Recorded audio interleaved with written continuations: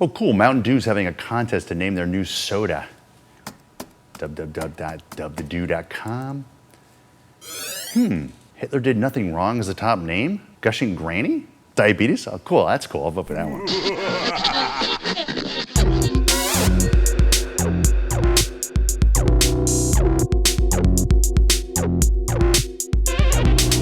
Hey guys, Charles Como back with another Political Minute. This past week, the British police almost stormed the Ecuadorian embassy in London to retrieve a man by the name of Julian Assange, who is seeking asylum there. Since this would have been considered an act of war against Ecuador by the Brits, the man must have been a pretty major criminal. Why did the Brits almost go to war over this guy? According to the British authorities, it's because Sweden wanted to ask Assange about the time he had consensual sex with 2 Swedish women and his condom broke with one of them. Did he kill them or something? No, the Swedish authorities just wanted to ask him some questions about the sex. What? Did they charge him with rape or something? No, they haven't charged him with anything. They just want to ask him some questions. And the British authorities almost went to war over a broken condom? Yep, that's what the British authorities said. I think there's something more going on here. The Political Minute decides to dig deeper. Start the 1-minute clock.